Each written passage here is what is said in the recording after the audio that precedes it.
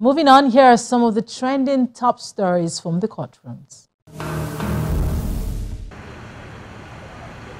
A federal high court sitting in Lagos has sentenced two former Kwara State INEC officials, Mr. Christian Nwosu and Mr. Tijani Bashir, to 7 years in prison each.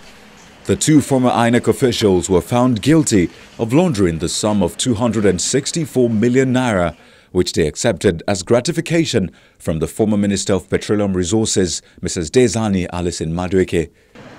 In his ruling, Justice Muhammad Idris ordered that all landed properties valued at 5 million, 20 million and 27 million naira recovered from the convicts are all to be forfeited to the federal government of Nigeria. The Economic and Financial Crimes Commission (EFCC) rearraigned the convicts Mr. Christian Nwosu and Tijani Bashir in April 2017 for accepting gratification from the former petroleum minister. They were charged with another INEC official, Yisa Adedoyin, who pleaded guilty to the offense and was convicted following a plea bargain. We move to the Federal High Court sitting in Lagos, where former Minister of State for Defense Musiliu Obanikoro has testified that he was directed to pay the sum of $5 million from national security funds to former governor of Ekiti State, Ayodele Fayose. The former minister gave this testimony when he appeared before the Federal High Court in Lagos, saying the money was paid to the former Ekiti State governor under order of former National Security Advisor, retired Colonel Sambo Dasuki. The counsel to Mr. Fayose, Kanu Agabi, applied for an adjournment to enable him cross-examine Mr. Obanikoro, explaining that he will need more time to look through his statements before the cross-examination. The presiding judge, Mojisola Olatoregun, adjourned the case to February the 4th, 5th and 6th, 2019 for continuation of trial. Still in Lagos, the trial of the former governor of Abia State, Mr. Orji Kalu, for alleged 7.65 billion naira fraud could not continue at the Federal High Court in Lagos because Mr. Orji Kalu was absent, and the presiding judge, Muhammad Idris, stated that he has not received instruction to go ahead with the case. The court also alluded to the fact that the accused person had blatantly disregarded the order of the court by not submitting his passport or presenting himself before the EFCC, even though he was seen at the APC rally which held recently in Umuahia, the Abia State capital. The court also said Mr. Orji had forwarded a letter to the EFCC on January the 21st on his plans to travel to Germany. The prosecution lawyer, Mr. Rotimi Jacob, however, asked the court to proceed with the case without him. The presiding judge, Justice Idris, who stopped the defense counsel from presenting his argument as to why Mr. Orji Kalu was unavailable, stated that although the president of the Court of Appeal has given him a fiat on some other cases, both old and new, this particular case involving the former governor was not included. The appeal court sitting in Abuja has affirmed Donald Duke as the presidential candidate of the Social Democratic Party, SDP. The court sets aside the ruling of an FCT High Court which stopped Mr. Duke from parading himself as the candidate of the SDP. The three-man panel led by Justice Abdullah Boki held that the application is illegal and unconstitutional and ought not to have been entertained by the lower court. And finally, in Kaduna, a state high court has adjourned the trial of the leader of the Islamic movement of Nigeria, Sheikh Ibrahim El-Zakzaky, and his wife, Zinat, to March the 25th, 2019. The case was adjourned by the presiding judge, Justice Gideon Kurada, to enable El-Zakzaky and his wife get proper medical attention following a submission made by their counsel, Femi Falana, about their deteriorating health condition. The leader of the Islamic movement of Nigeria, who is currently facing trial over allegations of culpable homicide, unlawful assembly and disruption of public peace, among other charges, was denied bail by the judge, Justice Gideon Kurada, during the last sitting on November the 7th, 2018. Next up, lawyers react to the withdrawal of the presidential candidates for the Allied Congress Party of Nigeria, ACP, and Obiase Kwesili from the presidential race. He has a right to withdraw, but INEC will not substitute any person, any person again. that platform is sealed for APC. I think APCN. There's no, the law will not allow them to substitute, even if it's withdrawing. The withdrawal of the candidate is wrong, because as at now, INEC will have taken steps to make sure the name of the party, the candidate and every other person have already been put in the, what's it called, election process. So for her to withdraw at this stage, I think it doesn't really augur well. Man can choose not to be involved in any elections at any time. You know, no law says once you have registered to contest under any platform that you cannot withdraw. I don't think there's any such law. Under the Electoral Act, there's no such provision. You know, so if a man, for any reasons, of course, it's even provided under the Constitution that, look, persons who, for maybe mental state or anything, find themselves incapable of providing leadership should not even contest. So if a man wakes up one morning and feels, for whatever reason, that he is no longer interested in the race, I don't think there's any law that makes it mandatory that he must stick in. She cannot withdraw from the presidential race. The time for her to have withdrawn has passed.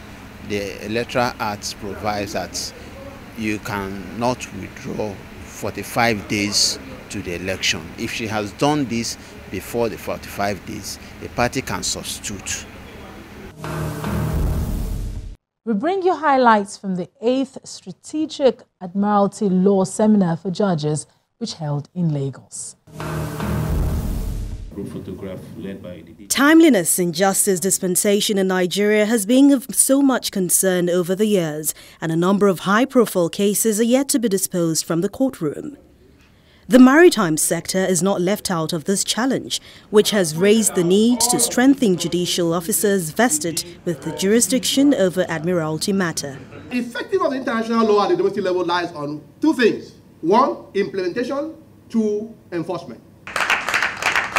For this reason, the Nigerian Maritime Administration and Safety Agency, NIMASA, in collaboration with the Nigerian Institute of Advanced Legal Studies, chose the theme, Strengthening Nigeria's Admiralty Regime through Effective Implementation of International Maritime and Labour Instruments for this year's 8th Strategic Admiralty Law Seminar for Judges. Investors will not go to places where they are not sure of efficient and effective justice administration.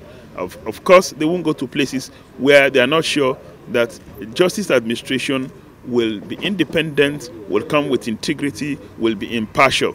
And that if we're serious about diversification of our economy and attracting foreign direct investment, we must strengthen our justice administration. It must be efficient, it must be timely in the administration of justice, and of course, it must come with integrity too. Various requisite provisions for admiralty jurisdiction were discussed. So for many years, the 3 nautical miles came to be expressed more like a customary international law, and consequently, it led to eventual codification. So the practice of states, the opinio juris, over time established the 3 nautical mile as the territorial sea of the states. So the coastal states now had its territory, which was its land territory, and then in addition, 3 nautical miles into the sea formed part of its territory. So that is how it all began. Sometimes there's a bit of controversy as to what the admiralty jurisdiction covers. With due respect, the current provisions of the admiralty jurisdiction have gone to the extent of bringing into focus the fact that cargo remains under the admiralty jurisdiction all the way to the discharge at the warehouse, under the principles that have been clearly enunciated, which are an overflow from the international best practices and the conventions that are currently in place. Judges are encouraged to preserve the integrity in Nigeria law and ensure consistency in judgment. And for a question for the week, have you ever thought of writing a will? And for you, how important is having a will? Well, the importance of writing a will is that if for any reason you don't want your property to be disposed of according to the Administration of Estates law, which provides basically that your widow, if you've married under the Act, will get a third of your property and the income from a third for life, and that the remaining third will be distributed amongst your children. If you want something more than that, then you need to write a will. And for many people, it's important because it may be that the person that they've been living with is not their official wife according to the Marriage Act, which is a monogamous setup. It may be also that they, in addition to their children, they have other people that they want to provide for, whether it's by income or devolution of property. It could be somebody who's just a friend or somebody who did a kindness. There could be any reason. And of course, if you want to leave your property to somebody who is not a child, you need to make a will. So for all those reasons, and of course when you're making the will, it's also important to make sure that it's done in a way in which nobody will be able to challenge its authenticity. The law requires that it should be signed in the presence of two witnesses who must be present at the same time, and they must sign the will to show that,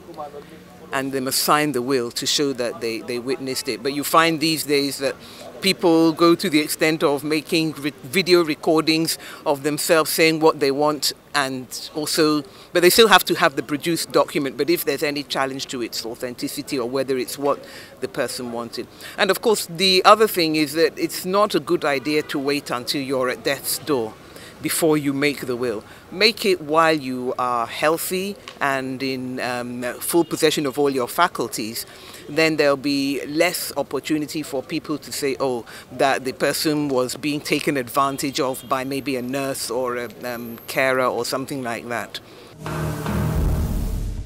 And that's it for us on the program this week. Feel free to share your thoughts on any of the issues we've discussed on our social media handles showing on your screen. You can also watch this and other past episodes of the program on our YouTube channel. Thank you so much for watching. I'm Victoria Idowu.